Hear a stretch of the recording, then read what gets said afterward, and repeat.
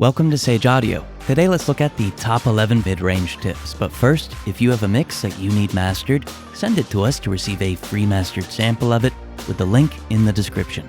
Parallel mid-range tip. This first tip is something that you can build on a lot and experiment with. In short, I'll send whatever signal that I want to affect. In this case, I'll just send the mix bus to an auxiliary track on which I've inserted a linear phase EQ and isolated the mid-range. Now I can control the levels of my mids with a fader, making them easier to automate or process, which is something that we can look into in future chapters. Let's take a listen and notice how this bus, especially when it's used on specific instruments, can give us a lot of power and control over our mid-range. Tell you what the words mean, they don't mean anything. I tell you what the words mean, they don't mean anything. Neve Portico Depth Emulation. The Neve Portico is a really popular piece of hardware. One of its more sought-after sounds is the depth function shown on the right side of the unit. With a mid-side EQ, we could emulate the effect, which we'll notice emphasizes the mid-range on the mid-image. Now this is great if you want to recreate the recognizable effect that this unit has on the signal's mid-image and the mid-range. Let's take a listen. Tell you what the words mean, they don't mean anything. I tell you what the words mean, they don't mean anything. If you're enjoying the video, hit the like button and subscribe if you haven't already. It's free and it helps us bring you more videos. Mid-range saturation. If you use Saturn II or any other saturator that lets you process specific frequency ranges, I'd highly recommend introducing saturation to the mid-image, especially some form of tube or valve saturation. This will both increase the fullness of your mids and help to emphasize transients. Let's try this using Saturn II along with some of its modulation functions and notice how the mids become full and more upfront as well as slightly more dynamic. Tell you what the words mean, they don't mean anything. I tell you what the words mean, they don't mean anything. Emphasize mids into compression. Another great way to make your mid-range more full is by using an emphasis technique prior to compression. In short, use an EQ before your compressor and amplify the mid-range.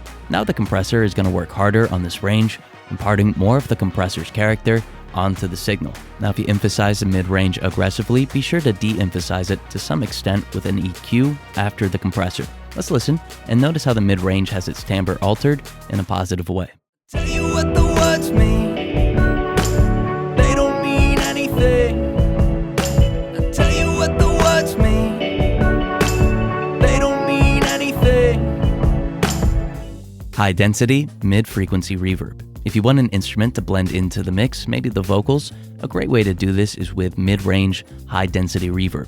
With this Spark Verb, I'll reverberate my vocal and decrease the decay time in the lows and the highs before enabling high-density reflections. Depending on the source, you might want to increase modulation and pre-delay, which I'll introduce here since I'm working on a vocal.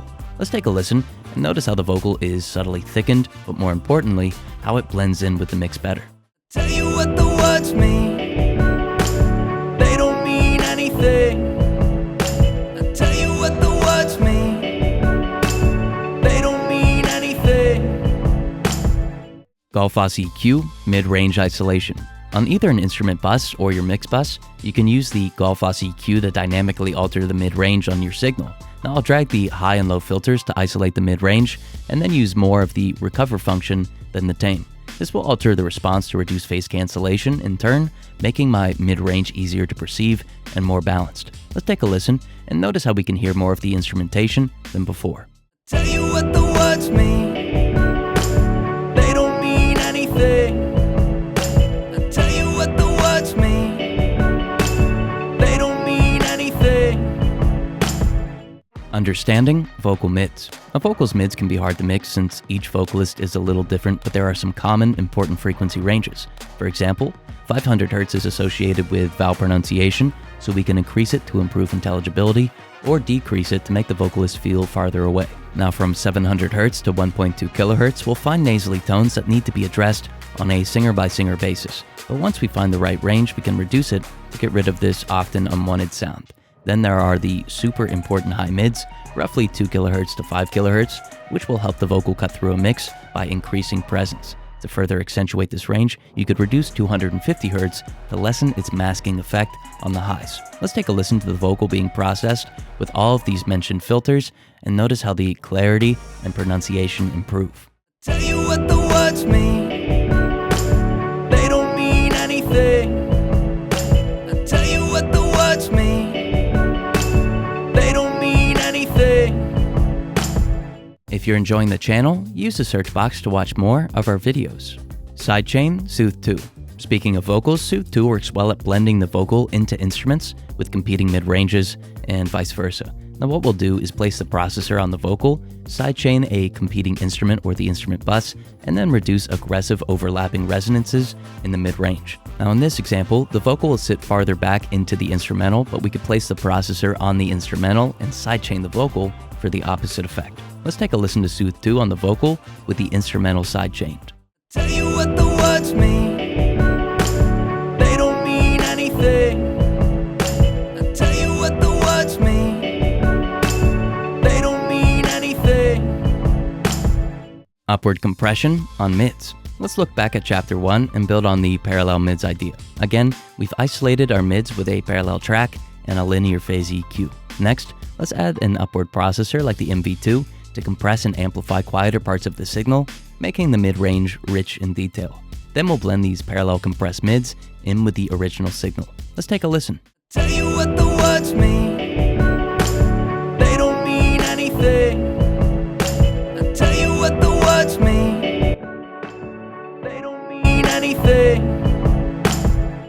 Widening mid-range on mix bus. Similar to chapter 2, we could emulate the Neve Portico, but this time let's mimic the width function. With a mid-side EQ, we'll amplify the mid-range of the side image this time and cause widening to the stereo image, as well as make our mid-range more pronounced. Let's take a listen and notice how the effect is similar to the depth function from chapter 2, but that the stereo image is widened instead of focused.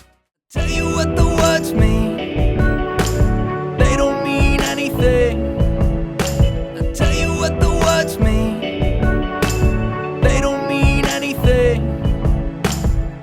Mix bus mid-frequency room reverb. Last up, let's try to get all of our instruments and vocals to sound cohesive by sending everything to a parallel subtle reverb and isolating the mid image. I'll use a short reverb, typically an ambient one or a studio room emulation, and keep the mix dial low before dialing in the mids. Now this is going to keep the effect subtle and will emphasize the mid frequencies, causing a cohesion amongst all instruments. Now I'll personally keep this effect around 3%, but be sure to keep the wet dry below 7 or 8% at the absolute most. Let's take a listen. I tell you what the words mean, they don't mean anything.